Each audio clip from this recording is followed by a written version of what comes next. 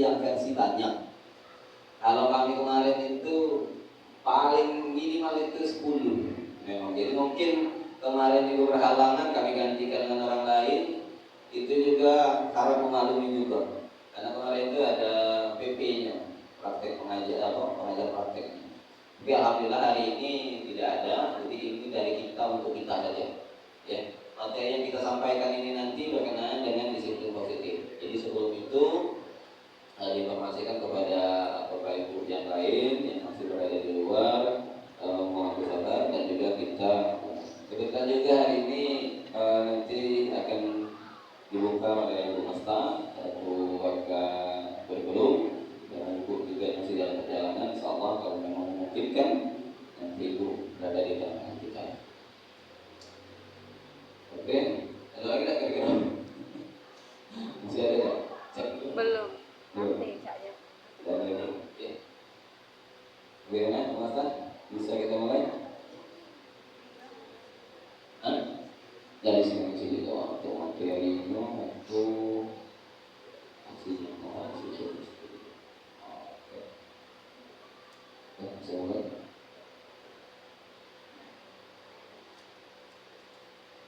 Oh ya, silakan ibu-ibu.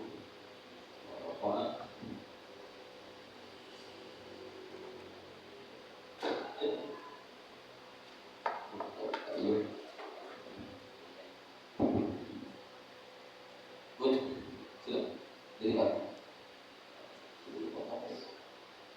Bismillahirrahmanirrahim. Assalamualaikum warahmatullahi wabarakatuh. Selamat pagi menjelang siang, Bapak sekalian. Bismillahirrahmanirrahim. Alhamdulillahirabbil alamin wa bihi nasta'in ala amri sallallahu alaihi wa alihi wasallam. Allah Ta'ala bil Qur'an al-Majid. A'udzu billahi minasyaitonir rajim. Bismillahirrahmanirrahim. La in syakartum la azidannakum wa in kafartum la azabi syadid. Salam panjatkan puja serta puji syukur kepada Allah Subhanahu wa Ta'ala yang mana pada kesempatan berbahagia ini kita masih diberikan berbagai nikmat, terutama nikmat tempat dan masalah. Salawat berikan salam berupa senyum dan juga kepada kita Muhammad sallallahu alaihi wasallam yang menawarkan beliau dari jalan jahili yang tidak terang kebebasan pada pagi hari. Baiklah Bapak Ibu sekalian, yang kami hormati Ibu Kepala SMP Negeri 4 Palembang, dalam hal ini diwakili oleh Ibu Masta Semangat Khalid selaku warga kurikulum. Yang kami hormati warga Sarana Prasarana Ibu Eka Maulida SPD. Yang kami hormati Bapak Ibu guru SMP Palembang. Baiklah Bapak Ibu sekalian, untuk membuka pada kegiatan kita pada hari ini, marilah sama-sama kita menghafalkan nafas Bismillahirrahmanirrahim. Acara berikutnya adalah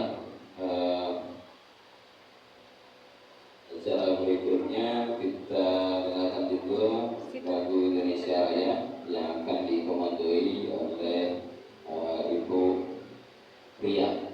Pada beliau silakan. Untuk yang lain silakan untuk berdiri.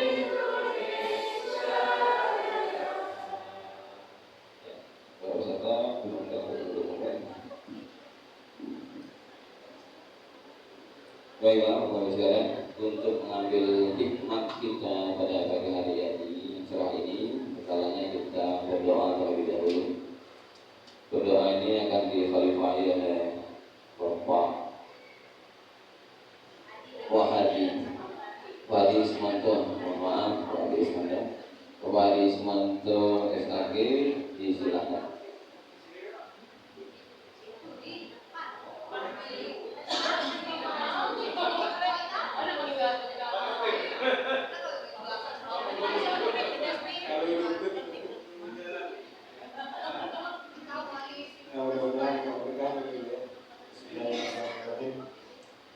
Sebelum kita berdoa, mudah-mudahan kita berharap mudah-mudahan kegiatan hari ini bermanfaat dan tentunya bermanfaat bagi kita semua dalam hidup kita. Selain itu kita juga berharap nanti mudah-mudahan JSC itu juga akan nanti bergerak. SMK Negeri 4 ini akan maju bergerak Bismillahirrahmanirrahim. Walillahil Al-Fatihah. A'udzubillahi minasyaitonir rajim. Bismillahirrahmanirrahim. Alhamdulillahirabbil alamin. Iyyaka na'budu wa iyyaka nasta'in. Ihdinas siratal mustaqim. Shiratal ladzina an'amta 'alaihim ghairil maghdubi 'alaihim waladdallin.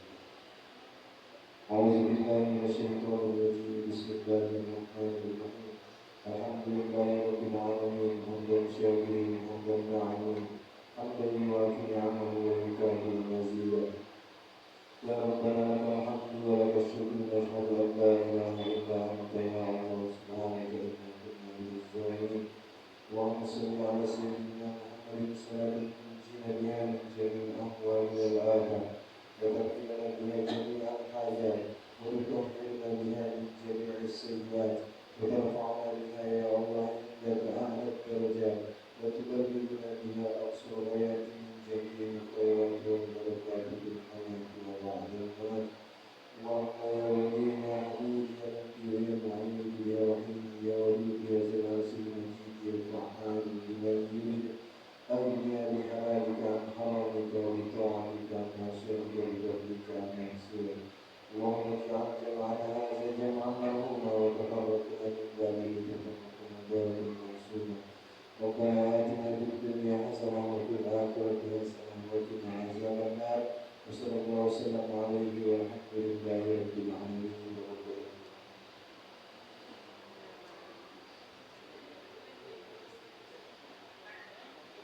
Kepada Pak Hadi Ismanto untuk baca doanya.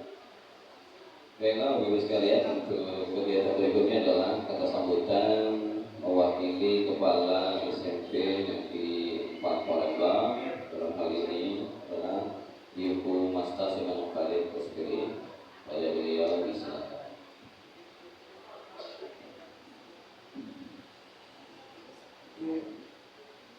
Assalamualaikum warahmatullahi wabarakatuh. Waalaikumsalam. Selamat pagi untuk kita semua. Pagi. Yang saya hormati Ibu Kepala SMP Negeri 4 Palembang, rekan-rekan wakil kepala sekolah, khususnya kepada yang terhormat guru penggerak dan rekan-rekan guru yang hadir di tempat ini. Patut kita mengucap syukur kehadiran Tuhan Yang Maha Kuasa karena kita diberikan kesehatan jasmani dan rohani sehingga kita dapat berkumpul di sini, di mana pertemuan ini adalah acara diseminasi.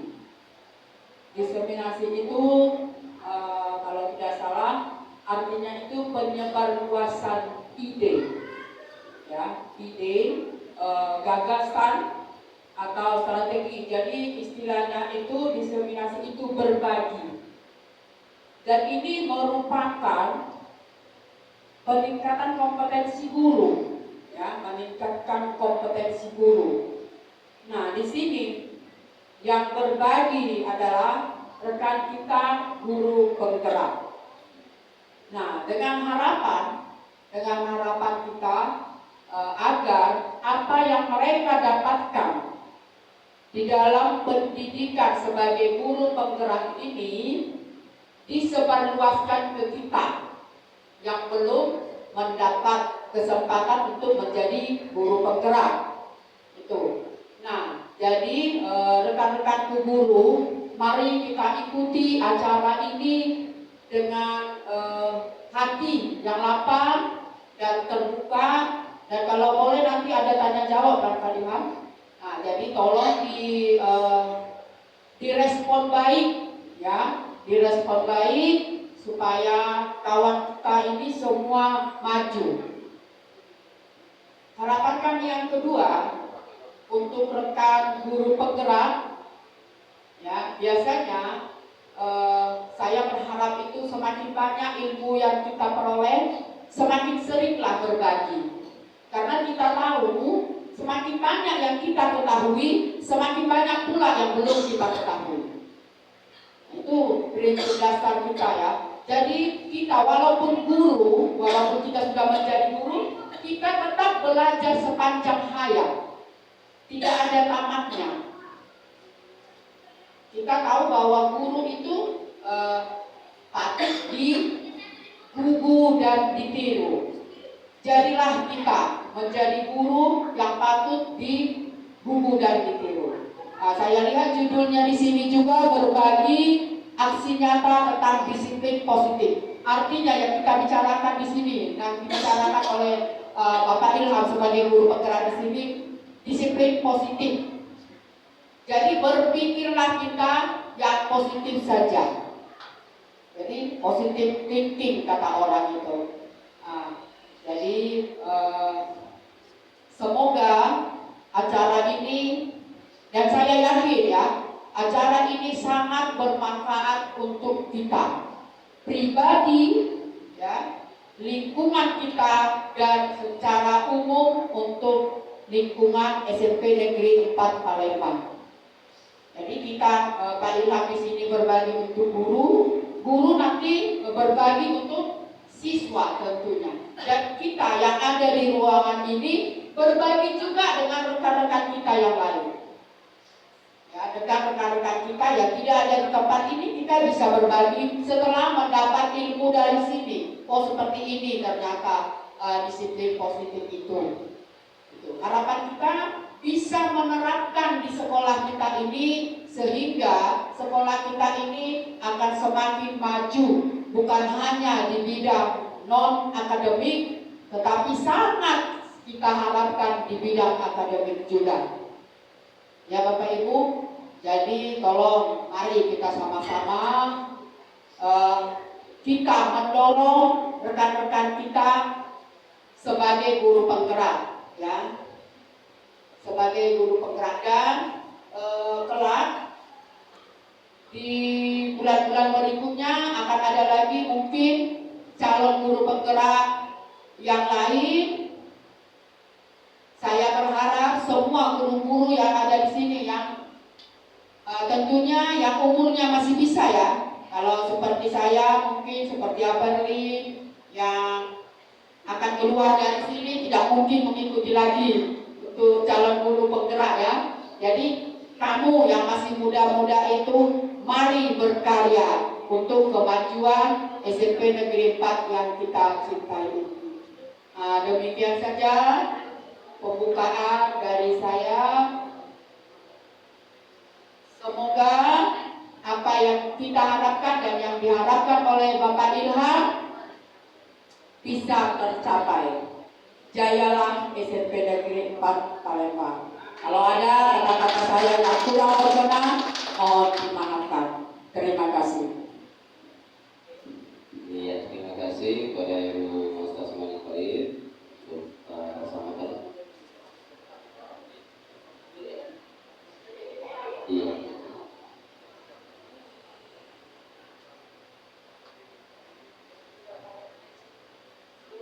Iya, terima kasih Bapak, Ibu. Iya, terima kasih Bu sudah membersamai karena cukup kegiatannya cukup menyita waktu juga. Iya, terima kasih Bu. Ya, sekali lagi terima kasih kepada Ibu Mas Tasman Khalid ya untuk kata sambutan mewakili kepala SMP Negeri Baiklah, Bapak Ibu sekalian, lanjut ke acara berikutnya, acara penutup. Marilah kita sama-sama tutup pada kegiatan hari ini dengan sama-sama melepaskan nafas alhamdulillah. Alhamdulillah. Saya selaku puasa, mohon maaf apabila kesalahan, berapa mampu, sudah masih Allah dan Allah. Oke, baiklah Bapak Ibu, kalau tadi itu acara pembukaan. Nah, acara inti kita adalah hari ini sekarang kita memaparan tentang aksi nyata disiplin positif. Nah, Bapak Ibu. Jadi kembali dengan urusan-urusan kita. Jadi sebenarnya Bapak Ibu ini adalah pemenuhan tugas kami sebagai calon. Saya koreksi dikit Ibu Maska tadi. Jangan guru penggerak, masih lama perjalanan ini, masih bulan 12 lagi bro ini. Jadi ini pemenuhan tugas sebagai calon guru penggerak angkatan 11. Nah, hari ini informasi sedikit sudah dibuka di PKB tadi, yaitu rekrutmen untuk calon penggerak angkatan ke-12. Informasinya yang ke-12 ini masih gratis, katanya yang ke-12 itu gratis. Berikutnya di yang ke-13 baru berbayar. Mudah-mudahan kita share yang gratis sampai dulu. Kalau ada juga keinginan ke sana arahnya, filenya salah saya bebaskan kepada Bapak Ibu sekalian. Oke Bapak Ibu, yang kita lihat adalah ini bukan lihat fotonya karena itu sudah sehari-hari kita sudah kenal ya. Lebih kepada disiplin positif. Nah, aksi nyata dalam disiplin positif. Jadi singkat cerita, untuk kegiatan guru penggerak ini ada 3 modul. Ada modul 1, modul 2, modul 3. Modul 1 ini ada 4 sub pokok bahasan. Jadi ada modul 1.1 sampai dengan 1.4. Nah, begitu juga nanti beranak juga. Modul 2 sekian, modul 3 sekian. Sampailah dia di kegiatan di bulan 12 itu di lokal karya 7 terakhir. Nah, ini pengumumannya. Jadi yang kita paparkan di sini nanti juga kita ada umpan balik setelahnya. Jadi yang kita paparkan ini berkenaan dengan disiplin positif. Seperti itu. Nah, ini masih intermezzo juga Bapak Ibu. Kami ada fasilitator Ibu Yolanda Tri Putri SPDM GR MPD. Ini beliau ini masih muda, tahun 94 tadi, 93 atau 94. Ibunya sudah menjadi fasilitator. Kebetulan orang Palembang asli, dan baru tahun ini kami difasilitatori oleh orang lokal. Nah, kayak Pak Eko itu dikomandoi oleh orang Solo. Kebetulan alumni dari Prabu, kawan juga dengan Kak Doni, Pak Bagus Bintang Sularno MPD. Terus Ibu Fasilitator Bu Yolanda, terus juga pengajar praktek kami Bapak Hendro Tanzil MPDGR. Mungkin sampai bulan 12 akan ketemu terus dengan Bapaknya. Sembari ada kegiatan ini yang daring. Ibu Fasilitator ini jarang ketemu tatap muka di via real nyatanya, tapi ini ketemunya di daring. Nah, terus pengajar praktek ini ketemunya di luring. Jadi kegiatannya ada 2, ada daring dan ada luring. Ini sekedar informasi saja. Nah, daring ini seminggu itu 2 kali dan tidak ganggu jam pelajaran. Jadi zolim kalau ada guru yang tidak masuk, zolim sekali karena kegiatannya di luar dari jam mengajar. Kami hari ini itu rukot ruang kolaborasi itu jam 1 hari ini. Nah, karena dari instrukturnya. Nah, ini karena dia juga pegang juga jadwal sekolah. Ini kebetulan kan 17-an. Nah, dia juga pegang jadwal sekolah. Jadi biasanya itu setengah 4 atau jam 3.45. Selesainya jam 6. Selebihnya aman, tidak ada masalah. Ngajar juga tetap aman. Ya, seperti itu. Nah, sebelumnya kita ada pantun dulu. Inilah pantun kita, ya. Bolehlah kalau ada cakep-cakepnya dikit. Jalan-jalan ke Muara 2. Lokal. Tak lupa membeli bunga. Selamat datang rekan-rekan semua. Mari kita mulai presentasi dengan bahagia. Yang kedua, bonus embun datang bunga menguntung. Kumbang berduri bisa melatih. Ucapkan assalamualaikum. Semoga presentasi ini memberi arti sepanjang ini sudah banyak nih kosakata pantun ini, mudah-mudahan ini berguna juga nantinya untuk pembuka-pembuka yang lain. Nah, Bapak Ibu sekalian yang kami hormati, ini yang akan kami bicarakan. Ada 2, 3, 4, 6, ada 6 poin yang akan kami bicarakan. Nah, di sini ada disiplin positif dan nilai kebajikan, motivasi perilaku manusia, hukuman, penghargaan, restitusi. Nah, ini menarik nih, hukuman, penghargaan, restitusi. Terus juga ada keyakinan kelas, ada kebutuhan 5 dasar dan 5 posisi kontrol dan segitiga restitusi. Nanti saya bongkar habis sebenarnya kita ini ada semacam kekeliruan di dalam proses belajar mengajar. Ada kekeliruan. Kekeliruannya itu mungkin saya juga belajar ini sambil belajar. Ya Allah, selama ini keliru ternyata kita ini. Ya sebagai guru ini keliru. Kadang-kadang kita nanti itu akan masuk ke 5 posisi kontrol. Ya, akan 5 masuk di posisi kontrol. Ini yang menjadi hari ini itu down to earth bahasanya ya. Down to earth itu yo kita tak baca apa imam kesalahan atau kekeliruan kita kadang-kadang ini ya banyak faktor. Kadang-kadang seperti itu. Mut-mutan. Nanti kita bahas ya. Untuk yang pertama ini Bapak Ibu disiplin positif. Nah, ini teori kontrol dari Dr. William Glasser, sarjana psikiater dan pendidikan, terlihat dalam contoh teori yang kemudian diperkembang dinamakan dengan choice teori, meluruskan miskonsepsi tentang makna kontrol. Jadi kontrol itu menurut teori choice teori Dr. William Glasser ini ilusi guru mengontrol murid. Ilusi guru mengontrol murid. Kita kadang anak itu kita jadi keremon. Oh tolong kali ini, tolong ini. Nah ini ilusinya. Yang kedua adalah bahwa semua penguatan positif efektif dan bermanfaat. Yang ketiga bahwa kritik dan membuat orang merasa bersalah dapat menguatkan karakter. Jadi yang namanya kritik juga ada 2, ada kritik membangun katanya, ada kritik yang menegaskan. Yang keempat adalah ilusi bahwa orang dewasa memiliki hak untuk memaksa. Hak untuk memaksa. Tapi ini bertentangan dengan filosofi keajaran Dewantara. Filosofi keajaran Dewantara itu adalah kita yang menuruti kehendak anak. Karena anak itu bukan kertas kosong, bukan kertas kosong dalam filosofi keajaran Dewantara. Bahkan filosofi keajaran Dewantara itu mengajarkan bahwasanya anak itu terlahir sudah punya potensi masing-masing. Nah, tinggal kita ini yang meluruskan mau minatnya seperti apa. Begitu. Salah satu contoh kira-kira Bapak Ibu. Jadi ada 2 keadaan. Nah, kalau misalkan kita mau berbagi Bapak Ibu. Jadi ada anak A. Nilai bahasa Inggrisnya 9. Nilai matematikanya 7. Ya, nilai matematikanya 7. Jadi selaku guru atau orang tua yang baik, kita harusnya mengambil les yang dalam bentuk seperti apa? Ya, silakan Bu. Terima kasih sudah membersamai.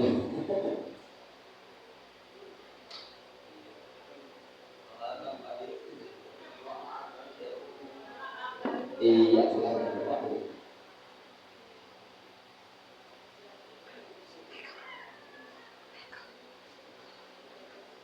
Ya, selamat datang Bapak Ibu dari Dinas Pendidikan Kabupaten.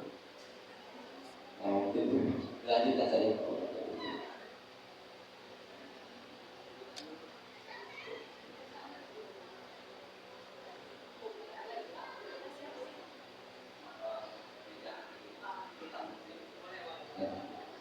Silakan Bu.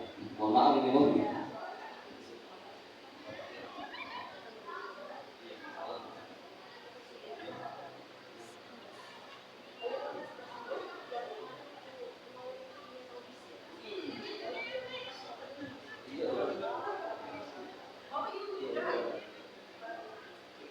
Assalamualaikum warahmatullahi wabarakatuh. Selamat pagi di cuaca yang hangat sambutan ibu di sini ya. Mungkin kali perdana ketemu ibu. Ada yang tahu nggak ya? Ada yang pernah lihat ibu? Ketemu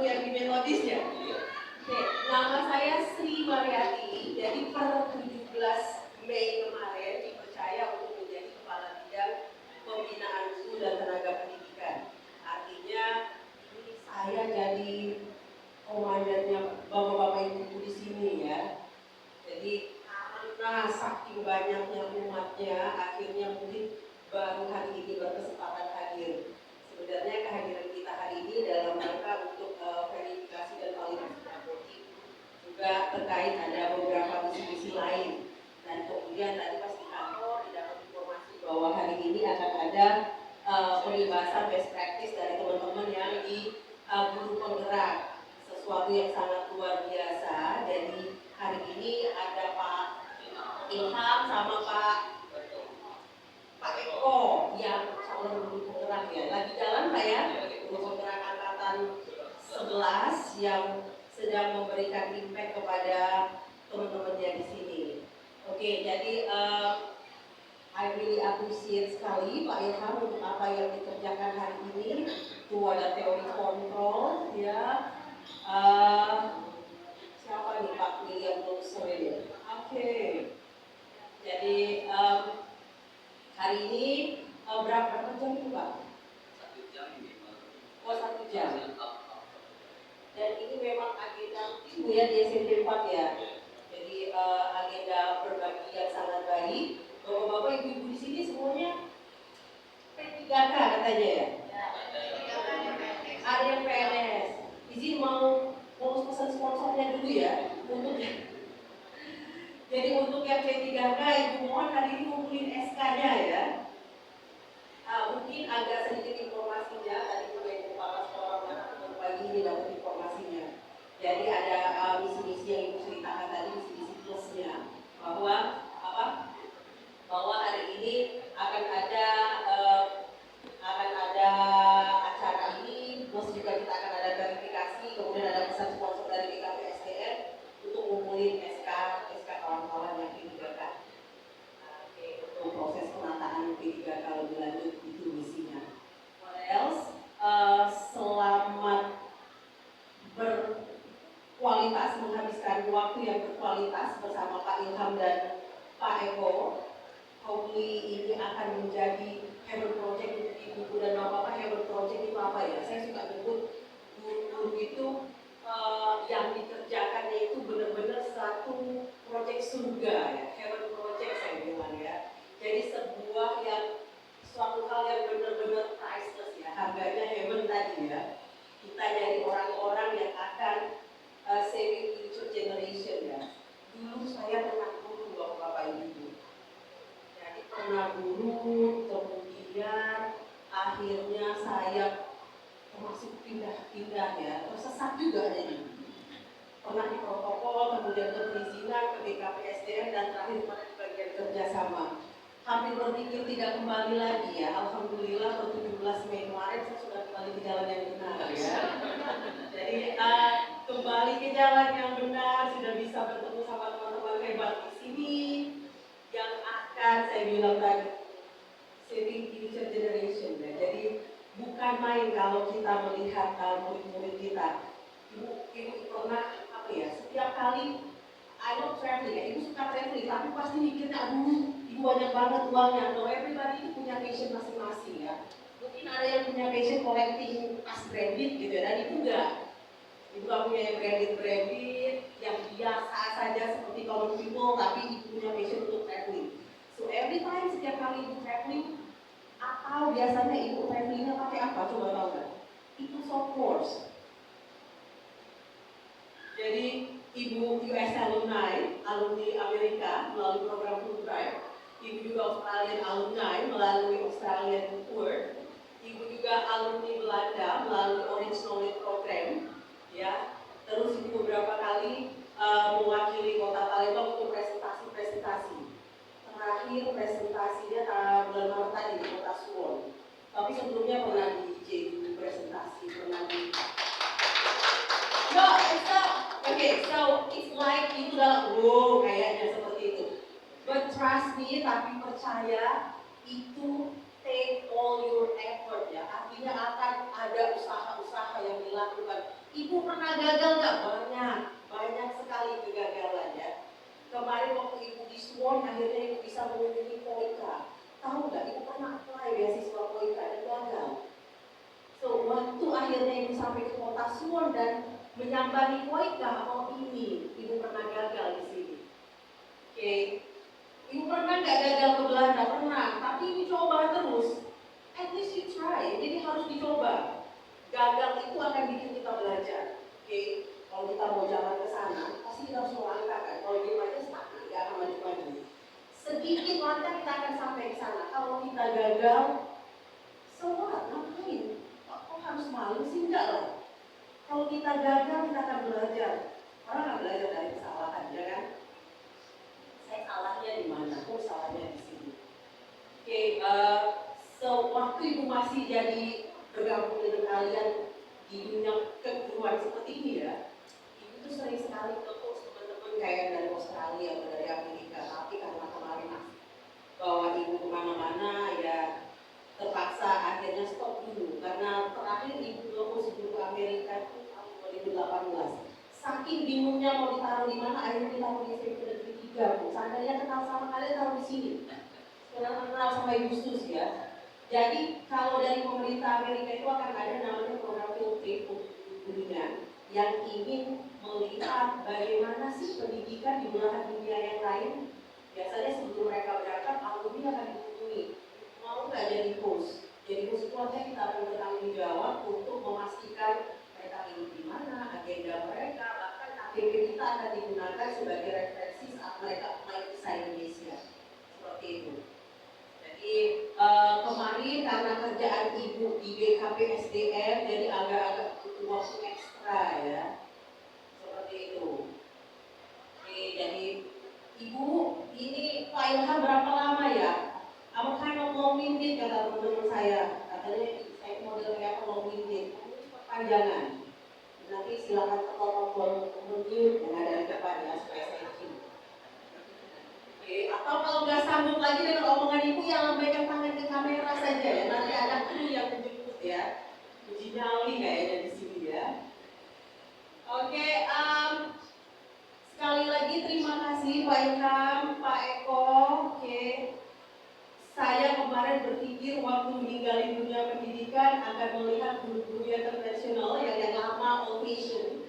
Tapi begitu saya balik lagi melihat orang-orang muda yang sangat promising, termasuk yang walaupun nggak muda lagi tapi semangatnya semangat muda ya, darahnya darah muda itu. Jadi untuk terus memberikan yang terbaik, hari ini ada teman-teman yang memberikan berbagi best practice apa yang mereka dapat. Jadi walaupun nggak dapat secara langsung, di sini akan mendapat saya katakan sebagai indirect impact tidak langsungnya. Kalau bahasa ekonomi itu trickle down impact ya. Oke, next kita lagi implementasi kurikulum merdeka ya. Ya sesuatu yang sebenarnya waktu ibu pernah belajar ke US, kita bilang kurikulum merdeka ya. Di sana Amerika tuh sistem pendidikannya ini cuma rujukan ya, jangan bilang ibu Amerika sekali ini Zionis. No, jadi kita akan spesify ke pendidikan. Mereka cuma punya primary education sama secondary education. Yang mereka sebut primary education itu dari kelas 1 sampai kelas 8. Yang disebut secondary education itu dari kelas 9 sampai kelas 12. Jadi di kelas 9 setelah primary education di kelas 9 saja anak-anak cuma mempelajari seluruh pelajaran. Tapi nanti di kelas 10 itu sudah spesifik. Saya yang mau jadi dokter akan cukup belajar biologi. Saya mau yang seni cukup belajar seni. Mereka cuma punya 4 pelajaran 1 semester. Waktu cerita murid saya punya 13 pelajaran, mereka yang what? Is it school or detention? Kata sekolah atau penjara? Katanya 13 pelajaran kan. Jadi mereka punya 4, 1 yang disebut compulsory itu wajib. Kayak KWN, bahasa Inggris 1, bahasa Inggris 2, dan yang 3 itu adalah elective. Elective itu pelajaran pilihan. Jadi benar-benar anak-anak itu merdeka untuk mau belajar apa saja. Itu yang kemarin ibu lihat di sana. Kemudian apalagi ya, anak-anak yang berkebutuhan khusus pun tetap difasilitasi di kelas. Ibu punya anak yang outline itu sedikit buta. Jadi kemana-mana dia masih lihat tapi nggak begitu jelas. Jadi kemana-mana dia harus pakai servis dong. Jadi kalau di anjing yang memang dilatih untuk menuntun orang-orang yang bermasalah dengan penglihatan. Jadi sekolah pun akan dilengkapi dengan guru braille dan sebagainya. Ada murid itu yang baru selesai brain surgery, ada operasi otak ya. Jadi satu semester dia cuma dikasih satu pelajaran. Seperti itu. Bahkan ada murid saya waktu itu yang saya nggak lihat, sampai saya tanya ke temannya, "Hey, ibu tanya, Chris, what is happening?" Dia tanya siapa? Karena saking individualnya orang Amerika. Itu saya bilang yang dulu di samping kamu, oh Lambert, dan ternyata mereka dipanggil dengan nama belakang. Terus dia saking formalnya mereka, saking individualnya orang Amerika ya. Terus dia bilang, oh dia Miss Mariati, dia kira nama itu si Mariati, nama belakang Miss Mariati ya kan. Terus saya tanya ke guru saya yang saya observasi. Saya tanya, what is Stephanie? Stephanie dulu kata gurunya. Sampai gurunya kan nggak hafal sama siswanya ya. Saking mereka nggak ada personal connection. Guru sama murid itu nggak pernah berbagi email pribadi, nomor pribadi, semuanya sangat formal. Ya, mereka akan dipanggil dengan nama belakang. Jadi mereka takut kadang, takut kalau misalnya terlalu dekat sama siswa bisa diartikan macam-macam, dituntut ya di sana. Jadi dia bilang, oh, dia melahirkan. Ibu cuma mikir, wah, itu anak lagi hamil ya. Aku pikir cuma memang dia sedikit overweight. This is pregnant, ternyata ini anak hamil. Dan tanya gimana kalau lagi lahirnya ini sekolahnya? Oh, he's a teacher. Jadi guru dikirim ke rumahnya karena pakai kebijakan no child left behind tadi ya. Pas break istirahat, ibu baru ngikutin. Ini SMA ya, bukan SMP. Saat ibu bilang, oh, please ibu bisa ketemu 5 orang anak dalam keadaan hamil seperti itu ya. Ini beda culture. Okay, so you have to put yourself di sepatunya orang Amerika ya artinya. Ibu juga culture shock waktu di sana. Oke, apalagi waktu 1 bulan itu anak OSIS dikasih 1 blok free. Kan 1 hari itu bilang ada 4 pelajaran ya, 1 semester itu. 1 blok itu free. Jadi blok akhir di mana mereka free, OSIS itu punya kegiatan. Kali itu judul kegiatannya tahu nggak apa? Let's talk about sex. Saya bilang, really, ibu pengen hadir di acara, jadi hadir di acara pulang-pulang mau panggil apa? Mau panggil Tuhan terlebih. So, it is something yang nggak make sense di kita dan sangat tabu sampai harus komplain ke warga kesiswaan. Saya bilang, you know, ini sepertinya kalian menganjurkan. Terus wakil kepala siswanya itu bilang seperti itu. You know, Miss Mariati, they are young, mereka muda. Instead of saying no, ketimbang bilang no saja, we have to do, karena kita harus melakukan sesuatu yang sifatnya preventif. Anak muda nggak bisa dibilang no, tetap rasa ingin tahunya. Oke, sekarang kita harus umpetin dirinya sekali lagi ke sepatunya orang Amerika ya. Itu yang nggak make sense di kepala kita, nggak mungkin diadaptasi di Indonesia. Tapi ini seperti itu. Ada beberapa yang ibu pelajari. Ada nggak bu yang baik pokoknya. Nah, so we take good things, sudah mau balik yang baik, yang kira-kira nggak masuk akal, apalagi teman-teman di sini ya. Kalian kalau tinggal guru-guru sih kalau ceritain pengalaman ibu, oh kok gitu, pasti perspektifnya macam-macam ya. Kayak di sekolah kan, sekolah negeri sudah ada ketentuan baju seragam. Baju seragam hanya ada di sekolah swasta. Yang pakai baju seragam itu artinya orang tuanya harus mengeluarkan ekstra kos, biaya tambahan untuk beli baju. Jadi itu akan membebani keluarga. Beda kan konsepnya dengan Indonesia. Kalau di Indonesia kenapa kita seragamin? Supaya tidak terlihat gap yang terjadi antara misalnya yang leher sama yang biasa, yang middle class, yang low class kelihatan kalau seragam. Kalau di US beda, makanya perspektifnya beda sekali. Kalau misalnya pakai seragam cuma sekolah swasta. Kalau kita lihat yang pakai seragam tuh dari sekolah swasta, orang tua harus bayar ekstra. Mereka nggak suka bayar ekstra, terbebani untuk beli seragam, untuk beli semuanya. Kalau di sini beda, itu perspektifnya beda. Oke, ini dipencet waktunya Pak Ilhamnya kalau sudah habis ya.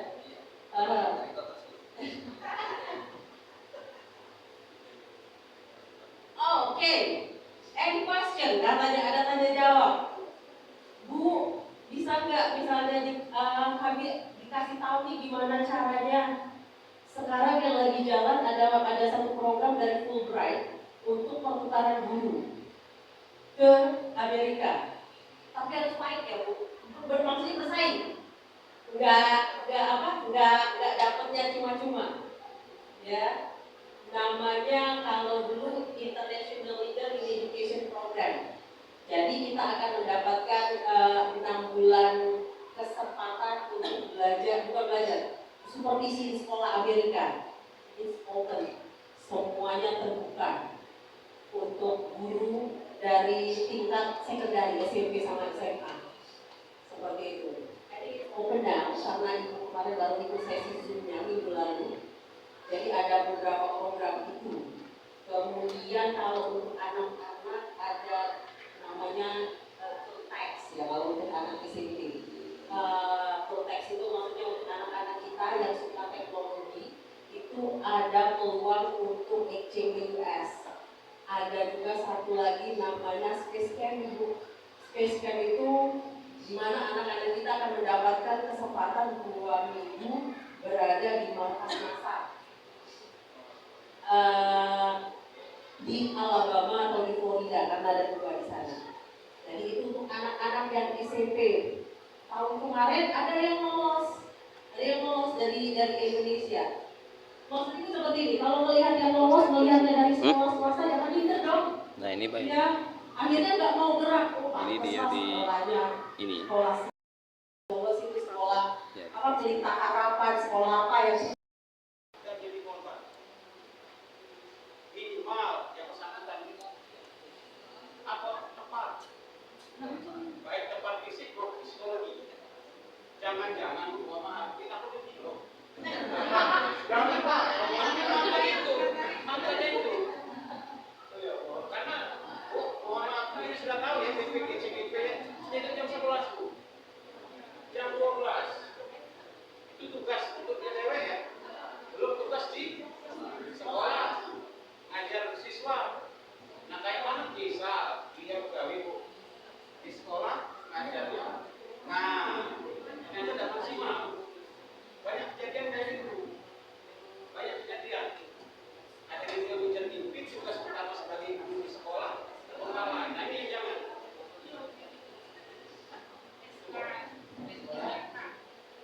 Keluarga ya, jadi plus juga. Biasa kalau berkeluarga tambah lagi. Ayo udah keluarga kan? Iya, itu akan jadi beban lagi. Ya.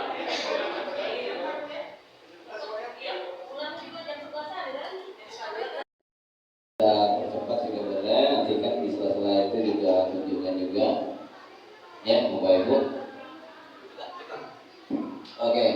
Nah yang kita jelaskan tadi itu tadi. Nah berikutnya adalah alhamdulillah kita ada kunjungan dari dinas ini memperkuat dari apa yang jadi kita paparkan. Jadi berikutnya adalah bagaimana sekarang bisa merubah paradigma atau stimulus kontrol respon kepada pendekatan teori kontrol. Nah ini sebenarnya materinya tentang bagaimana kita bisa merubah apa yang menjadi teori Bapak Ibu selama ini. Ya seperti itu. Bila kita ingin membuat kemajuan perlahan sedikit-sedikit ubahlah sikap perilaku Anda. Jadi kita yang disiapkan di sini mindset kita sebagai guru, ya, mau membuat apa untuk anak kita, ya seperti itu. Berikutnya adalah ada nilai-nilai kebajikan. Jadi Bapak Ibu, ada nilai-nilai kebajikan, norma-norma kebajikan ini yang mengacu kepada nilai profil pelajaran Pancasila. Ya, ini kalau di SD itu ada nyanyiannya. Belajar Pancasila, beriman dan bertakwa pada Tuhan yang Esa dan berakhlak mulia, berkebinekaan global, gotong royong mandiri, kreatif dan bernalar kritis. Nah, jadi diterapkan di tingkat-tingkat dasar hal seperti itu. Berkenaan dengan nilai kebajikan, ada prinsip atau norma yang tujuan dasar dalam merumuskan pelaksanaan kebijakan publik. Nilai-nilai ini mencerminkan apa yang dianggap penting, adil, yang diinginkan oleh masyarakat atau pemangku kepentingan tertentu dan digunakan sebagai pedoman pengambilan keputusan. Tadi sudah dijelaskan oleh Ibu GTK kita, Ibu Sri tadi, cukup bagus juga. Sebenarnya di dalam Islam itu, ya mohon maaf, kita kenal ada beberapa ya. ya. Zaman Rasulullah juga sudah kenal ada pembelajaran tidak banyak kayak sekarang. Kalau sekarang tuh banyaknya ada 13, 14 kalau di SMA. Kalau di zaman Rasulullah itu paling berpedang, memanah, berkuda, nombak. Nah, paling itu pelajarannya sepanjang hayat. Akhirnya kok ada yang jadi sniper, ada yang jadi kniker, ya, seperti itu banyak. Nah, kita ini anaknya jadi bingung. Satu otak terpecah dari beberapa bagian. Belum lagi masalah keluarga. Nah, ini yang kadang-kadang buat kita jadi sama-sama stres di anak juga. Cuma itu tadi balik lagi kita mengacunya kemana? Ke filosofi diajar di Wartara seperti itu. Oke, kita lanjutkan ya. Nah, ini ada tiga motivasi pertama, hukuman, penghargaan, dan restitusi. Ya, ini yang biasa kita lakukan sebenarnya. Ini yang bisa kita lakukan. Jadi kita bisa memberi hukuman, sekaligus bisa menghargai, ya, memberi penghargaan dan ada restitusi. Restitusi ini nanti kita jelaskan secara rinci. Hanya saja inti ada video, ada tayangan, ya, saya perlakuan kepada anak untuk masalah restitusi itu sendiri. Menurut dia dosen dalam buku Reception School Discipline, yang akan ada tiga motivasi. Yang pertama itu untuk menghadiri pendidikan nyaman atau hukuman, motivasinya.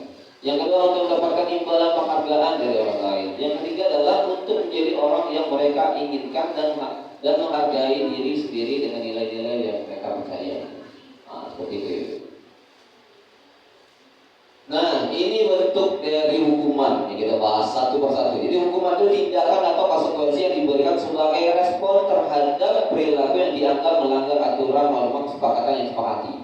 Nah, ternyata Bapak Ibu, kurikulum Merdeka ini kita ini hanya menurunkan level saja. Hanya menurunkan level. Jadi misalkan ini, yang biasa kita contohkan misalkan. Sesuatu yang menyakitkan harus terjadi. Nah, ini identitas gagal, hukuman. Identitas suksesnya, disiplin konsekuensinya harus sesuatu harus terjadi, sesuatu yang menyakitkan harus terjadi. Ya, kalau yang terjadi terjadilah. Nah, itu maksudnya di identitas. Jadi ada peran restitusi. Restitusi itu merupakan pilihan. Restitusi itu ada tiga. Ya, ada tiga. Yang pertama itu menstabilkan identitas. Stabilkan identitas. Yang kedua itu kebijakan yang berlaku salah. Yang keempat itu adalah, yang ketiga itu adalah dia menyadari dirinya sendiri bahwasanya dia yang salah. Jadi jangan, kau salah. Nah, itu salah kita. Harusnya dia dewek. Oh iya salah. Nanti ada tayangan Bapak Ibu untuk masalah ini sendiri. Terus ada murid anak akan tersakiti, murid akan dibuat tidak nyaman. Nah itu harusnya itu di sini poin kita. Jadi dengan adanya disiplin positif ini, hukuman ini kita bahasanya saja kita loading, bahasanya baik kita turunin. Memang perlakuannya pasti kayak itu, tapi bahasanya. Jadi anak itu menangkap itu cuma sebatas apa yang jadi tidak kena mental bahasa hari ini kan. Oke, kita lanjutkan. Di sini ada penghargaan. Penghargaan ini adalah dihukum oleh penghargaan saat kita beberapa kali menjanjikan hadiah kepada anak-anak agar dilakukan menjawab, atau kepada seseorang murid agar mempelajari sesuatu yang baru, kepada karyawan agar melakukan pekerjaan berkualitas. Jadi dalam hal ini menurut Afi Kohan ini adalah tentang awas psikiater juga dalam hal ini ya. Jadi dia ini bahwasanya penghargaan tadi, feedback dari penghargaan itu bagusnya itu untuk memotivasi. Jadi kalau misalkan ada sesuatu yang bersifat orang lain belum melakukan, dia melakukan, itu reward yang dihasilkan dalam kegiatan itu sendiri. Berikutnya ada motivasi perilaku penghargaan. Nah ini tadi. Jadi kalau selanjutnya juga menemukan beberapa pernyataan hasil pengamatan selama dalam ini tidak akan memberikan penghargaan dinilai sama dengan menghukum seorang. Nah ternyata penghargaan itu juga tidak begitu baik. Apa? Itu pengaruh jangka pendek dan jangka panjangnya. Jangka pendek jangka panjang misalkan dia apa? Dia mengharap diiming-iming penghargaan. Jadi itu tidak bersumber dari lubuk hati yang paling dalam dia melakukan itu. Oh udah jelas sholat, kaget kita kasih duit sekian ribu atau dikasih permen, dikasih oke. Waktu itu sih sholat. Tapi untuk berikutnya dia mengharap. Jadi pengaruhnya itu bisa jangka pendek dan jangka panjang. Sholat Takatik juga bentuk penghargaan. Nah, sifatnya seperti itu jadinya dalam menurut Quran sendiri. Terus tidak efektif, merusak hubungan, mengurangi ketepatan, menurunkan kualitas. Karena mengharap tadi, kalau tidak ada katik ributnya, tidak galak gawinya. Nah, itu sifatnya tadi. Terus menghukum, dan dalam kasus yang lain adalah motivasi dari dalam diri. Nah, karena mengharap tadi, akhirnya dia tidak berampok dalam hal ini. Oke, berikutnya Bapak Ibu, motivasi perilaku restitusi. Nah, ini yang saya berikan tadi. Jadi restitusi ini adalah proses menciptakan kondisi bagi murid untuk memperbaiki kesalahan mereka sehingga mereka bisa kembali pada kelompok mereka dengan karakter yang kuat. Jadi kita tidak menjustifikasi, tidak ngejudge anakku kau ini salah. Nah, itu dia langsung down to earth. Ya, dia langsung salah, merasa bersalah. Kasus yang ada di Korea. Kasus yang ada di Korea atau di negara-negara maju yang sensitif. Makin majunya teknologi ini ternyata makin sensitif. Di Korea, kebetulan dicicili oleh orang rumah juga, suruh nonton Korea segala macam. Jadi pada saat itu saya pelajari. Jadi siswa-siswanya, jadi ada sekumpulan siswa nih, sekumpulan siswa. Jadi misalkan ada orang, misalkan Ibu Eka ulang tahun, terus Ibu Eka tidak undang aku, yang lain undang, aku tidak diundang. Nah, dalam film itu dia murung, balik masuk dalam rumah, terus sampai ke rumah, dan sudah nyampe ke rumah, dijingungnya tali di kamar, gantung diri. Itu yang terjadi di Korea itu. Jadi Korea itu kan sifatnya pressure-nya luar biasa. Ya, dia langsung itu tadi dengan adanya restitusi ini dia makin kuat. Nah, nanti ada kasus untuk restitusi ini sendiri. Terus juga untuk proses kolaborasi mengajarkan murid untuk mencari solusi untuk masalah dan membantu murid berpikir tentang orang seperti apa yang mereka inginkan dan bagaimana mereka harus memperlakukan orang lain. Itu menurut Carlson Gosson tahun 1996. Oke, jadi sebagai guru, ketika murid yang melaksanakan tindakan mana yang Anda lakukan? Nah, ini bertanya sama kita. Apa yang kita kira-kira sudah lakukan selama ini? Yang pertama, apakah kita menunjuk kesalahan dan meminta melihat kesalahan yang baik-baik? Itu terkadang kita lah tahu ini. Nah, kita ini posisi mana kan? Terus kamu seharusnya tahu bagaimana kamu seharusnya bertindak. Ngerti tidak? Oh, ujungnya itu bukan. Paham nggak ya? Nah, itu kan apalagi dia diletakkan di kelas yang orang lain nyingok dia. Nah, itu untungnya siswa kita ini dari Palembang. Untungnya. Coba siswa kita dari Korea. Wah, balik-balik banyaknya yang mati bunuh diri. Kalau di Palembang nih, alah, Bu. Nah, kan. Jadi dia ini kan mental kita sudah ini di situ. Terus bertanya kepada kenapa kamu melakukan sesuatu yang seharusnya kamu tidak lakukan? Nah, ini bentuk dari kegiatan yang selama ini kita lakukan. Ya, kalau Anda melakukan tindakan di atas, mungkin Anda akan membuat murid Anda merasa menjadi anak yang gagal. Nah, ternyata sama itu yang kita lakukan. Ternyata kita mengejudge anak, ya, menunjuk anak kau salah, kau ini buyang-buyang, kau ini. Ternyata kita yang gagal, bukan anak. Kita yang gagal mendidik anak, sehingga anak akan merasa gagal sebagai manusia. Oke. Pertanyaannya, bagaimana sebaiknya respon kita bila ada murid kita melakukan kesalahan? Pertanyaannya. Nah, ini Ibu Dewek yang ini ya, nanti saya ilustrasikan lagi. Nah, ini faktanya, Bu. Ya, fakta yang berkembang hari ini, Bu, ya. Jadi ada 5 level ternyata, Bu. Bapak Ibu, ada 5 level generasi kita. Yang pertama ini mungkin ini di level Ibu Saryani. Generasi baby boomers namanya, Bu. Ya. Lahir setelah Perang Dunia Kedua. Nah, kita nampaknya. Kita 64 ya, bukan 46. Jauh. Ya. Jadi yang kedua adalah generasi X, Gen Bus, ya, di tahun 1965 sampai 1976. Ibu Eka masih ya? Ibu Eka, Nah, ini masuk generasi X. Nanti akan saya bongkar per kasus ini. Apa kriteria dari generasi-generasi ini? Apa kita nanti ya? Terus generasi Y. Nah, generasi Y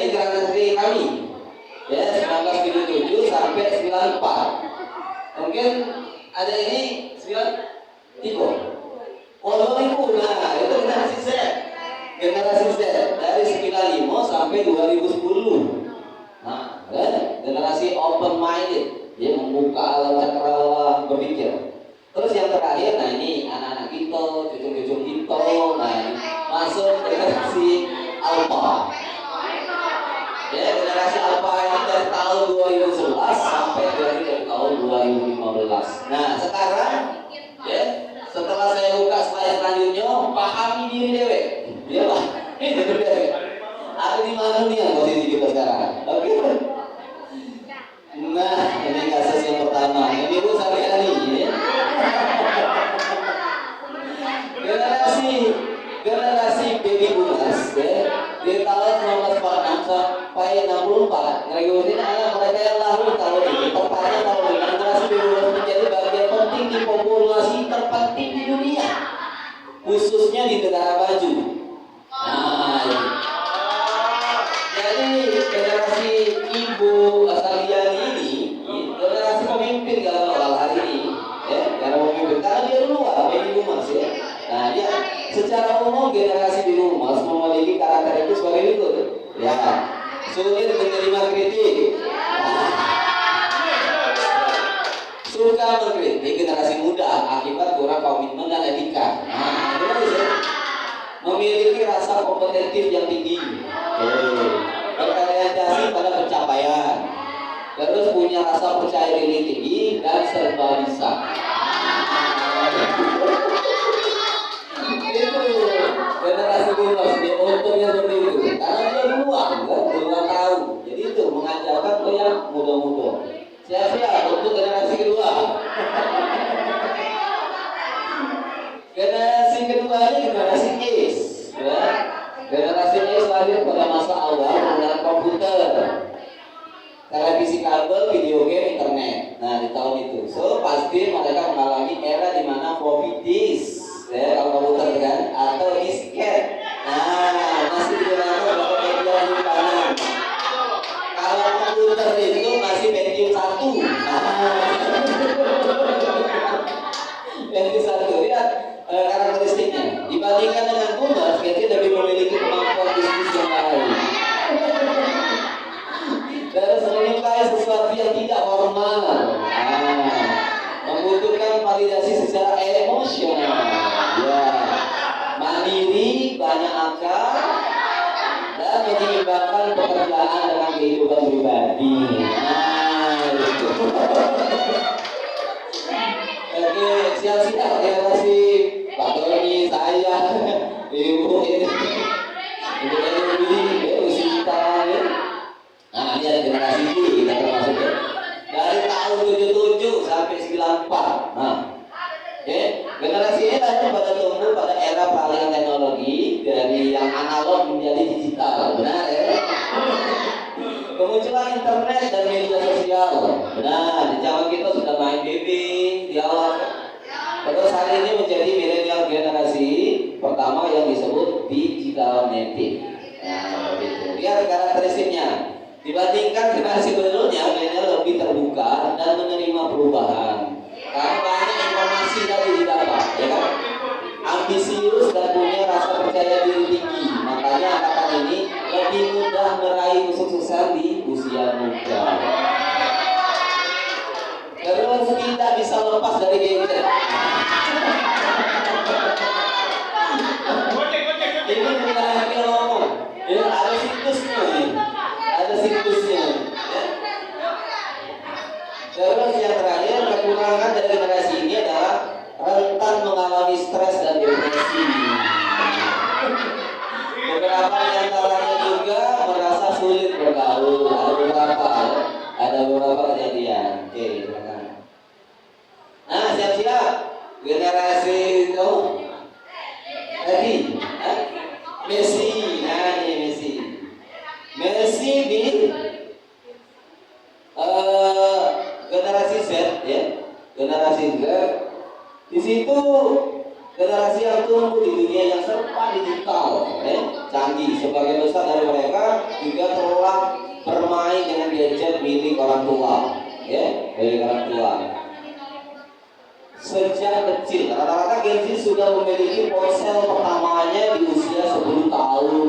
10 tahun ini riset dari psikiater dan juga dari IDW. Terus ke karakteristik yang dimiliki oleh Gen Z adalah dibandingkan dengan gen-gen sebelumnya, Y dan Z cenderung lebih mudah untuk membaur, bersosialisasi dengan sekitarnya, melek teknologi sehingga mudah untuk mengakses informasi yang diinginkan. Nah, seperti itu.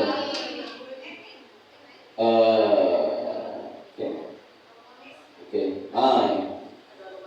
Nah, yang terakhir adalah menyukai lingkungan yang memberi mereka ruang untuk tumbuh lebih kreatif. Makanya mereka banyak Gen Z mengincar startup yang berkarir. Artinya di gen ini itu tidak kalah susah sebenarnya, karena startupnya itu memungkinkan dia untuk bersaing ke dewe. Oke. Oh. Di sini.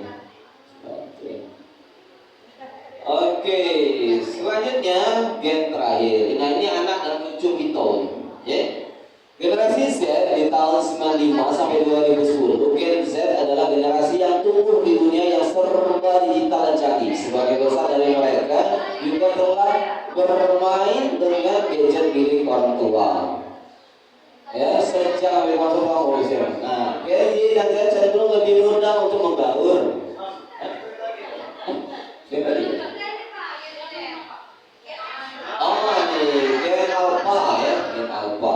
Jadi Gen Alpha dikenal juga sebagai anak milenium, merupakan generasi termuda saat ini. Seperti namanya Gen Z, generasi apa juga memiliki generasi yang melek teknologi, lebih cerdas, digital dan generasi sebelum mereka. Jadi apa karakteristiknya? Memiliki potensi untuk membawa pembaruan di kehidupan sosial, memajukan masyarakat, memiliki pemikiran dan opini kuat, tidak suka dibatasi dengan aturan. Nah, wajarlah kalau anak-anak cucu-cucu itu tidak akan diatur itu, karena memang ada risetnya. Inilah memiliki opini yang kuat. Nah, seolah-olah dia dewe yang tahu kan? Nah, itu. Tidak suka dibatasi dengan aturan. Terus senang berinovasi, mereka tidak takut untuk mencari sesuatu yang baru dan tanpa ragu akan beralih pada hal tersebut. Kadang-kadang lebih pintar lagi yo main api ketimbang kita. Nah, itu efek dari kegiatan ini dewe.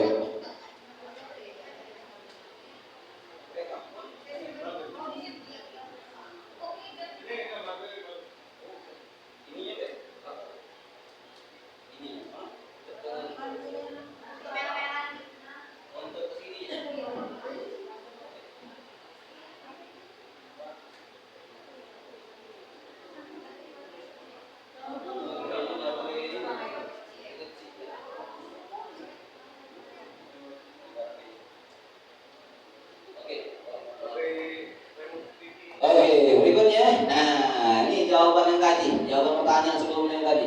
Ya, kita ini seringkali kita udah tersadarkan diri. Seringkali kita ini menunjuk orang terus kasar sehingga membuat anak itu menjadi frustasi, nangis. Dan ini yang terjadi yang di bawah ini. Nah, jadi anak yang jadi korban terus, ya? Anak yang jadi korban. Nah, marah-marah terus anak juga, ya. Inilah yang jadi hari ini itu jadi anak itu menjadi down to earth tadi. Oke, berikutnya ini yang kita maksudkan dengan manfaat restitusi. Jadi manfaat restitusi ini bukan untuk menebus kesalahan, namun untuk belajar dari kesalahan. Ya, terus juga restitusi itu memperbaiki hubungan. Restitusi ini, Bapak Ibu, istilah kita Palembang ini, anak yang bermasalah kita sepikeun. Nah, itu kita sepikeun apa yang menjadi kekurangan dia, apa yang jadi kebutuhan dia, apa yang menjadi permasalahan dia, baik di rumah maupun di sekolah. Nah, itu. Jadi manfaatnya itu gini, bukan menebus kesalahan, namun untuk belajar dari kesalahan. Ya, biasanya anak kalau sudah diterapkan institusi ini, dia lebih keluar. Oh, emak bapak aku ini lagi cerai, aku ini melok nenek, emak aku lah kawin lagi, bapak aku kawin lagi. Nah, itu. Jadi kalau dia nak ngobrol itu udah nanti tempat ngobrol. Nenek juga coba bebek baik kan, tidak ngerti pula segala macam ini. Ini restitusi yang menjadi disiplin positif yang bisa kami terapkan di sini. Terus selanjutnya adalah tawaran bukan paksaan. galak, banyak tidak galak sudah. Harusnya sih tinggal lagi opening dari kita. Apalah nak, ayolah. Nah, kita sebagai wali kelas kan apa yang jadi masalah? Kenapa kok bisa tak masuk terus kelas ini? Nah, apa masalahnya? Om tulang kayak mana? Nah, mulailah dari situ. Sama kayak kita kemarin kegiatan-kegiatan yang lama juga ya. Nah, terus restitusi menuntut untuk melihat ke dalam diri, ya. Jadi sasarannya ke dirinya. Terus itu mencari kebutuhan dasar yang mendasari tindakan. Lalu restitusi adalah cara yang paling baik yang bisa kita lakukan, baik di rumah maupun di sekolah. Berikutnya adalah restitusi fokus pada karakter bukan tindakan. Jadi jangan menghukum, jangan menjewer, tapi lebih kepada pendalaman karakter ke anak. Restitusi fokus pada solusi dan juga mengembalikan murid berbuat salah daripada kelompoknya. Nah, jadi sebelum itu terjadi ada yang namanya keyakinan kelas. Bapak Ibu sebelumnya di dalam kelas itu harus punya aturan. Jadi keyakinan kelas itu konsep berhubungan dengan nilai-nilai prinsip norma yang dijalankan oleh seluruh anggota kelas baik itu guru maupun siswa. Jadi intinya dari konsep keyakinan ini adalah menekan pentingnya nilai-nilai seperti keadilan, kolaborasi, tanggung jawab dan pengembangan diri dalam menciptakan lingkungan belajar yang positif dan mendukung. Nah itu ya untuk keyakinan kelas itu sendiri. Nah ini salah satu contoh keyakinan kelas Bapak Ibu. Yang pertama, untuk mencapai keyakinan kelas harus ada aturan kelas dulu. Dirunutkan menjadi kesepakatan bersama dan diyakini bersama. Nah, mungkin di kelas 9 ada kami nempel-nempel kertas sticky note, itu untuk kesini arahnya. Jadi saya tanyakan dulu nih, apa yang menjadi keteraturan di dalam kelas. Oh ternyata masuk keluar kelas tertib, duduk konsisten, mengangkat tangan pada diri, meminta izin keluar kelas dan menyerahkan tugas secara teratur. Itu yang terjadi, yang selama ini menjadi peraturan kelas. Nah, saya buka kesempatan anak untuk selebar-lebarnya supaya menuliskan di dalam sticky note untuk apa yang mereka inginkan. Nah, balik lagi ke generasi tadi, karena sasarannya kita ke generasi milenial yang terakhir tadi. Anak mulai diatur kalau nah ini disuruh dewek, yang bergerak apa yang menjadi aturan main di kelas itu. Yang pertama adalah kesepakatan kelasnya didapat dari sejumlah tadi, menghormati satu sama lain, berbicara dengan sopan, datang tepat waktu, menyelesaikan tugas dengan tepat waktu, menjaga kebersihan dan tidak membawa barang yang berbahaya. Nah ini yang dicontoh dari kesepakatan kelas. Sehingga diyakini oleh yang lain. Oke. Dari kesepakatan kelas ini kita runutkan ke keyakinan kelas. Ini diyakini bersama-sama karena ini yang akan kita angkat dan akan kita bawa sampai 1 tahun ke depan atau 6 bulan ke depan, ya seperti itu. Yang pertama itu menghargai orang lain, kejujuran, integritas, tanggung jawab, kerjasama, kolaborasi, keadilan, kesejahteraan, ketangguhan dan ketekunan serta peduli lingkungan. Nah, dari kalimat itu lagi berbeda Bu, dari keteraturan, kesepakatan, lalu keyakinan. Dari kalimatnya saja berbeda. Nah ini permainan kata-katanya luar biasa ini, ya Bapak Ibu. Lanjutkan. Nah ini contoh dari keyakinan kelas yang saya lakukan di kelas. Kesepakatan kelas dan keyakinan kelas. Nah jadi di awal kami memang mengerunutkan kegiatan-kegiatannya sampai mendapatkan hasil. Nah ini pembagian dan pengisian sticky note sebagai kesepakatan kelas di awal, baru dirunutkan menjadi keyakinan kelas. Oke, terakhir nanti ada dokumentasi. Dokumentasinya disertakan dengan beberapa siswa yang menjadi perangkat kelas, ya, perangkat kelas siswa. Nah, ini proses pengumpulan dari tulisan menuju ke kesepakatan kelas, dari keteraturan kelas, kesepakatan kelas, dan terakhir menjadi keyakinan kelas. Kalau ini kita lakukan Bapak Ibu, ada aturan lainnya. Pak, pertanyaannya, Pak, cak mana? Kami ini tidak ada wali kelas, aku juga tidak wali kelas. Jadi kayak mana? Itu bisa ditampilkan. Ya itu bisa kita tampilkan di mana? Di keyakinan kelasnya. Pada saat kita buat grup IPA kelas sekian. Nah, di situlah kita bisa merunutkan kegiatan ini tadi. Nah, terakhir disepakati bersama, ditandatangani dan disepakati bersama. Nah, itu. Lanjutkan. Agak kami percepat ya. Jadi manusia ini punya kebutuhan dasar, Bu. Ya. Di luar ini sebenarnya paling besar itu duit pada dasarnya. Di luar ini kalau duit ini apa lu pikir sebenarnya? Ya tidak kasih duit, tidak kasih sebenarnya kebutuhan dasar. Tapi kita anggap ini fasenya adalah semua komponen itu terpenuhi. Ternyata ada 5 kebutuhan dasar itu.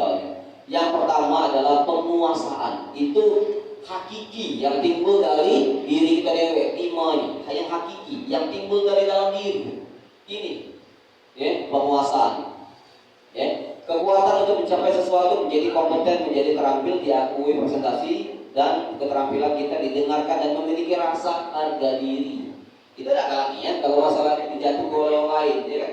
Kita diajak, pasti tidak kalah, pasti memberontak. Inilah wujud dari kebutuhan 5 dasar, karena di situ ada penguasaan. Nah itu. Yang berikutnya itu adalah kesenangan. Nah kita butuh menguasai terus menyenangkan. Kita butuh dewek. Jadi kebutuhan untuk mencari kesenangan, bermain, tertawa, bayangkan hidup tanpa menikmati apapun betapa menyedihkannya, katanya. Nah di sini ada bentuk kesenangan. Itu yang kita butuhkan. Berikutnya adalah freedom atau kebebasan. Kita butuh bebas. Ya, kalau di sekolah ini mungkin ini betulnya. Kalau di rumah mungkin tidak tahu lah. Ada yang pakai daster, ada yang cuma kaos tumpang kalau yang lanang gitu. Ada yang celana pendek, ada yang sarungan. Nah itu kebebasan. Jadi itu yang harus kita perlukan itu dari 5 kebutuhan dasar. Berikutnya adalah kasih sayang, ya, kasih sayang dan rasa diterima.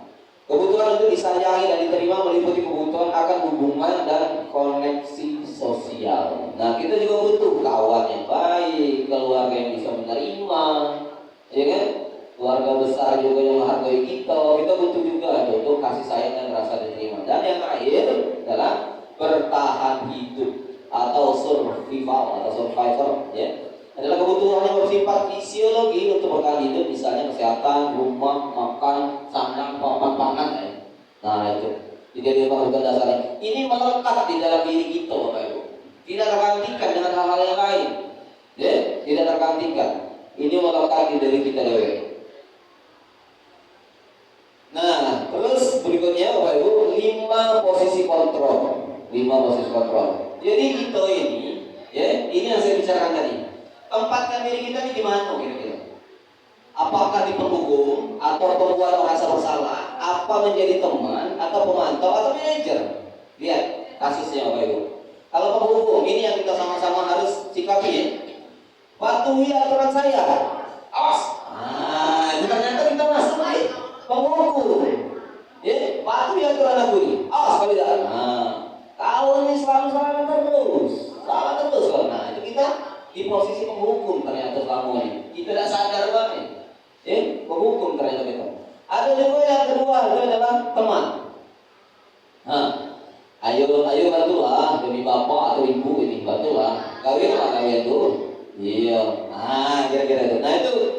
Bapak Ibu memposisikan Bapak Ibu itu sebagai teman sama peserta didik kita. Ya sudah, kali ini tidak apa-apa.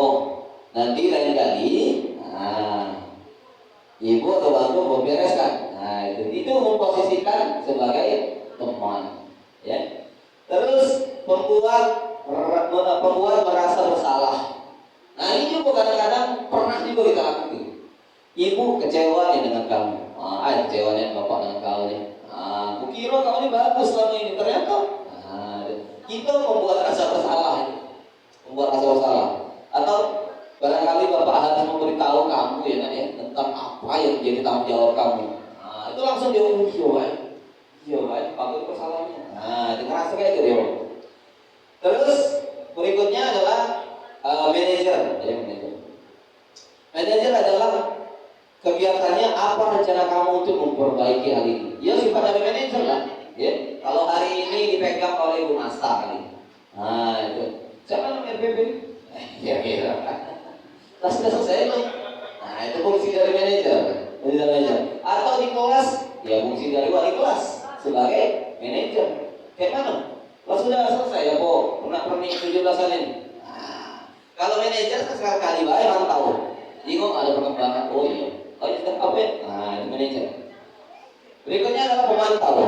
apa yang telah kamu lakukan. Nah, pemantau ini kalau kita struktur kerja sekolah ini adalah kepala sekolah, ya, kepala sekolah atau pengawas dalam hal ini. Nah itu pemantau. Jadi sanksi dan konsekuensinya apa?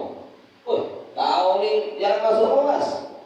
Kata anak, jarang masuk kelas. Kok bisa nih? Apa yang kau lakukan? Nah ini ternyata bahasa itu adalah bahasa pemantau.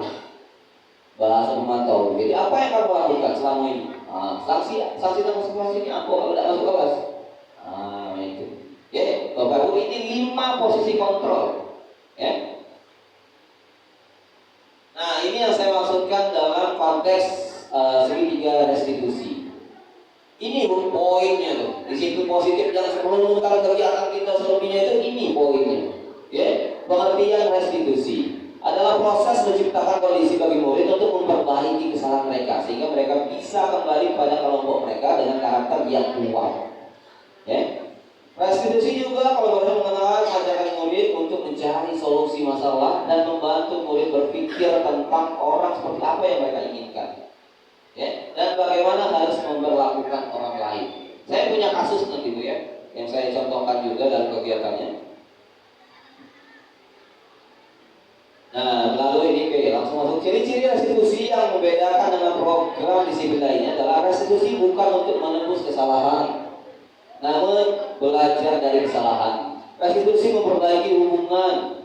Restitusi adalah tawaran bukan paksaan. Restitusi menuntut untuk melihat ke dalam diri. Restitusi mencari kebutuhan dasar yang mendasari tindakan. Restitusi adalah cara yang paling baik dan juga bukan tindakan. Restitusi menguatkan. Terus juga restitusi fokus pada solusi dan restitusi raya mengembangkan murid yang berbuat salah pada kelompoknya. Seperti itu.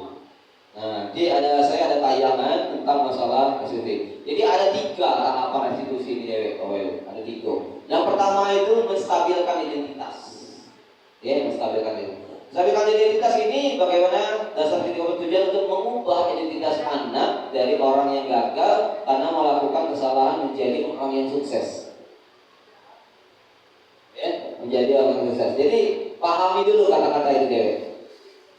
Pahami dulu. Jadi bagian dasar ketika tujuan untuk mengubah identitas anak. Oke, jadi gini bahasanya. Mungkin ada kasus, ya, mencontek di dalam kelas. Ya, mencontek. Jadi Pak Eko, ngapa Bapak panggil ke sini tahu tidak alasannya? Tidak tahu Pak, alasannya apa? Apa kira-kira? Mungkin tidak ada buat PM Pak kali di kelas. Oh iya. Jadi gini Pak Eko, setiap manusia, nah ini masuk ke identitas. Setiap manusia itu pasti punya dan pernah melakukan kesalahan. Mungkin Bapak pernah, ya, ibu-ibu yang lain juga pernah, ya. Maka dari itu, ya, terima kasih karena Pak Eko sudah berlaku jujur dan bertanggung jawab datang ke sini. Nah itu masuk dalam menstabilkan identitas. Jadi anak itu walaupun bersalah tetap kita support. Jangan justifikasi lagi. Ya seperti itu. Yang berikutnya adalah validasi tindakan yang salah. Tindakan yang salah tidak dilakukan dengan sepenuhnya bertujuan untuk memenuhi kebutuhan dasar dan apa yang mendasari sebuah tindakan kita. Dan kita akan menemukan cara efektif untuk kebutuhan tersebut. Nah, jadi setelah itu kita setelah dia luluh, ya. Terus nanya, sebenarnya nyontek di dalam kelas itu salah tidak? Karena dia sudah distabilkan kan, bukan emosi. Karena dia sudah distabilkan, oh iya salah Pak, oh iya salah ya. Itu masuk validitas tindakan yang salah. Terus menanyakan keyakinan kelas yang kita sudah sepakati tadi. Teori kata menyatakan bahwa kita pada dasar memotivasi secara internal ketika identitas sukses tercapai di kala yang salah. Maka anak-anak dihubungkan dengan nilai-nilai yang dipercaya dan berpindah menjadi orang yang diinginkan. Nah ini, Bapak Ibu kami ilustrasikan dalam skenario restitusi. Jadi ada anak kita, saya ambil pemainnya ini anak kita, Alea, ya, dari kelas 93. Ibu Zakia pengawas ruangan pas di awal kelas. Jadi ceritanya Ibu Zakia ngawas pas di tempat Alea. Lalu tanpa disadari kegiatan Alea dengan mencontek dan membawa catatan kecil. Ngepek bahasa kita. Ngepek itu diketahui oleh pengawas. Membuat catatan di berita acara serta melaporkan kepada wali kelas. Nah ini Bapak Ibu. tampilannya.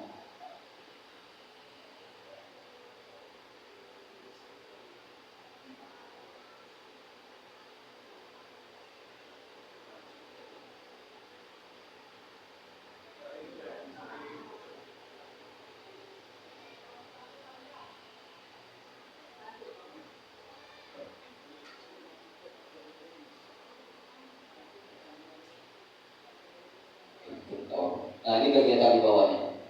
Ini bisa kita lihat ya, ini private room jadinya. Ini murid ketahuan mencontek membawa yang kecil pada saat penilaian akhir semester. Nah, proses ini lagi menstabilkan suasana. Bapak Ibu, mohon maaf salah teknis. Nah, kronologis, menanyakan kronologis, pertanyaan dilontarkan supaya dapat benang merah dari kegiatan dilakukan, bukan bersifat membuka aib atau memojokkan, tetapi dari sini kita bisa belajar kesalahan anak. Nah, ini distabilkan, proses menstabilkan anak.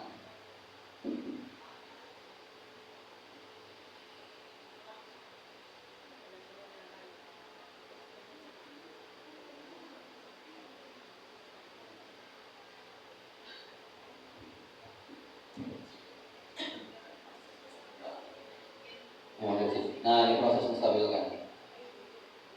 Dilantarkan supaya lebih menerima kesalahan apa yang telah dilakukan.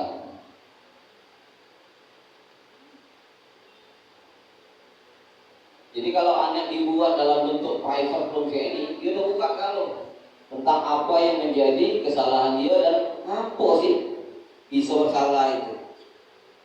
Nah, seperti itu. Terus digali informasi, menerangkan murid untuk merenungkan nilai-nilai dan keyakinan mereka serta bagaimana mereka ingin mencapai pribadi yang lebih baik. Terus yang terakhir kita arah ke anak ini nak kemana dan sebagainya macam. Nah, ini proses ini dinamakan dengan segitiga restitusi. Ya, Bapak Ibu. Oke, kita lanjutkan di kegiatan yang berikutnya. Kegiatan yang kedua adalah ada coki juga, tidak mengerjakan tugas mempelimpah. Jadi skenario-nya Pak Ilham berhalangan mengajar di kelas coki dikarenakan ada tugas materi di kali dan Palembang, digantikan oleh Pak Amar untuk memberikan tugas dan ditulis oleh Pak Ilham. Lalu setelah selesai kegiatan, Pak Ilham kembali mengkoreksi tugas. Ternyata ada satu anak yang tidak mengerjakan, yaitu coki tadi. Videonya memang kecil karena kita tidak pakai mikrofon, jadi sederhana ini. Nah, ini tetap dipanggil juga, ya. Beda lagi kasusnya. Ini coki. Nah, ini menanyakan kabar dan kronologi. Kenapa bisa dipanggil?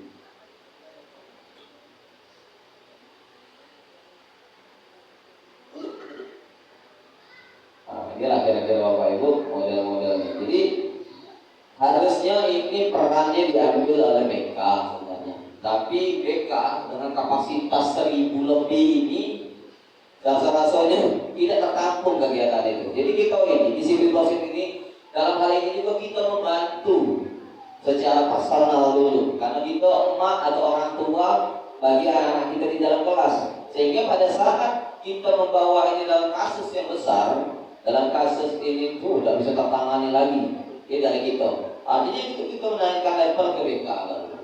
Jadi kalau masih bisa ditanggulangi gitu dewek, itu dewek. Nah, ini mesti bayar identitas dengan anak mengingatkan bahwa berbuat salah ada sesuatu yang terjadi pada siapapun dan bahwa mereka tidak gagal sebagai individu. Nah, itu jangan anak itu selalu kalau ini salah, jadi dia tidak terbangun pikiran-pikiran positif tidak terbangun. Jadi salah. Tadi siswa-siswa Korea dan Jepang itu tadi gantung diri, bunuh diri, gitu. Siswa-siswa yang ada di Jepang dan Korea itu kayak gitu. Kenapa? Karena dia tidak ada ruang kontrol untuk mereka melepaskan apa yang menjadi kebutuhan tulang anak mereka. Ya, kalau di Indonesia kiranya agak berkurang juga hal itu.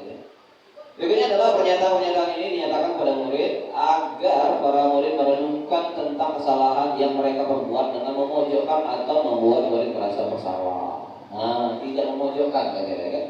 Jadi anak juga netral, setelah keluar dari situ tenang, ternyata membuat salah itu tidak begitu, asalkan masih dalam koridor aman, seperti itu.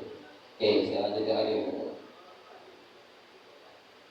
Nah, kira-kira Bapak Ibu kegiatan kita tadi yang kurang waktu kayaknya 2 jam lebih dari ada tamu tadi. Kira-kira apa yang bisa jadi menjadi kegundah gulanaan dari kegiatan budaya di sini positif ini? Kami lagi sudah baca ini dia materi ini, ya Allah. Jadi selama ini aku ini di posisi ini pernah, di posisi ini mau kontrol ini pernah, nah itu.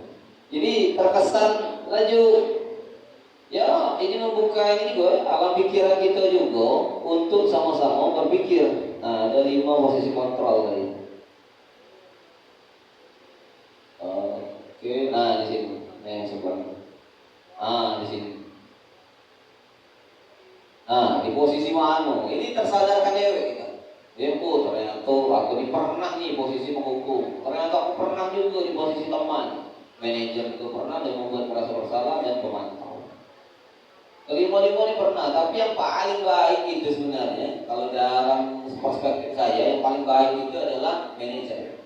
Yang paling baik itu manajer. Ya. Tapi setelah tadi, ya setelah kita tahu bahwa ini ternyata itu lah guru penggerak ini. Kita ini sebenarnya di sekolah ini pernah bergerak sebenarnya. Lalu aku bergerak itu, cuma kita tidak tahu skup-skupnya baik. Ternyata, Pak Jogo, ini sudah kalau pegawai itu. Jadi ini pernah. Selama ini aku telah bergerak ternyata. Nah itu kira-kira. Jadi guru penggeraknya itu. Nah dalam konteks ini itu yang bisa ditampilkan Bapak Ibu. Jadi apa yang menjadi kekeliruan atau yang bisa menjadi umpan balik kita pada hari ini? Bisa kita sharing gitu. Mungkin ada masalah dan sebagainya macamnya.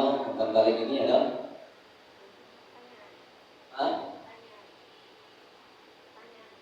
ya pertanyaan. Mungkin ada pertanyaan atau kasus boleh untuk kita sama-sama selesai boleh. Silakan Ibu Desti. Bang Leo.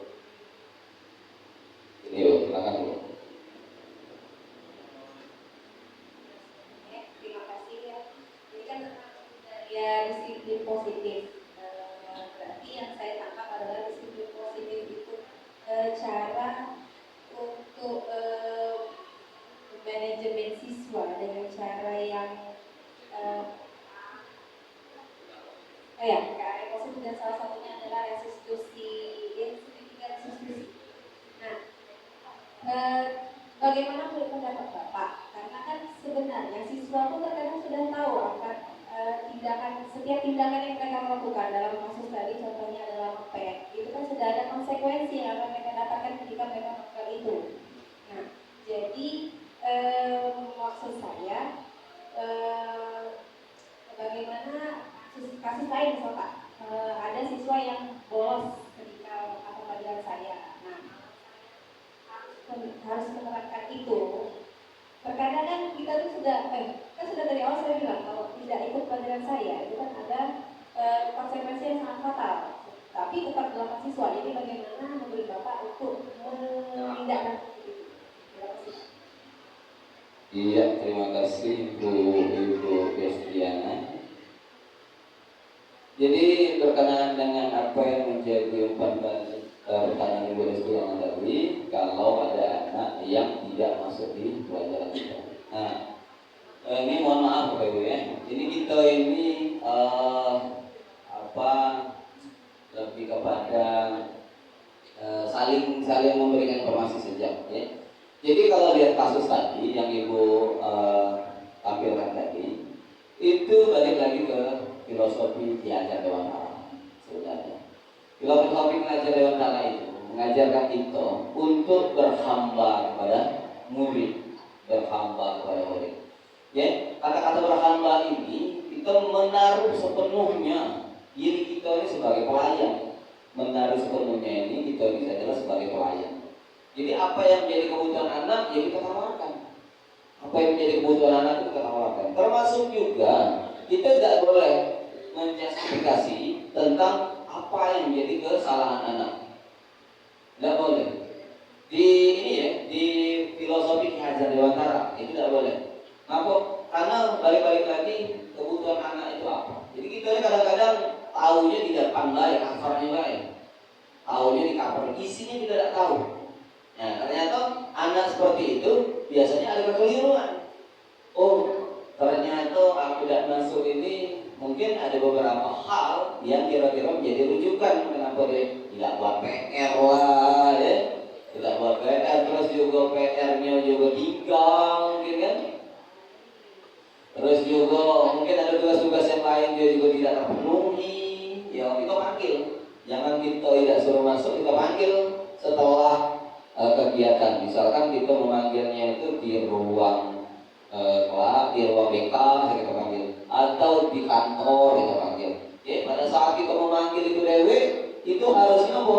Harusnya kita menerapkan 3 tahapan konstitusi. Dengan apa tadi? Dengan tidak memojokkan dasarnya ini, dengan tidak memojokkan siswa dan merasa anak tuh menjadi bersalah banget. Nah, jadi seperti itu. Jadi konsepnya ini membuat anak tuh merasa nyaman, sehingga pada saat merasa nyaman, anak juga terbuka alam pikirannya. Oh iya, aku ini salah ternyata. Ngapalah aku dapat PR? Cukulah semalam aku udah usah begadang. Cukulah sore kemarin aku udah usah main-main lagi. Cukulah aku gawe gitu lagi. Nah, sehingga anak dewe ngerasa bersalah. Anak dewe yang merasa bersalah, sehingga ke depan dia menjadi insan-insan yang berkualitas. Seperti itu. Balik lagi. Ya, setiap manusia itu punya kesalahan masing-masing. Dan pernah merasakan yang namanya salah seperti itu. Itu kira-kira Bapak Ibu ya, boleh sih ya. Iya, terima kasih. Mungkin itu saja terakhir ya dari kami. Terima kasih. Sorry. Nah, terakhir Bapak Ibu ada pantun ya. Boleh. Ke laut memancing ikan, perginya bersama kawan. Sekian ilmu yang dapat saya bagikan. Terima kasih telah memperhatikan. Terus siang-siang bikin agar-agar, bikinnya di rumah si Agung. Terima kasih sudah mendengar. Akhir kata, wassalamualaikum warahmatullahi wabarakatuh. Iya, terima kasih.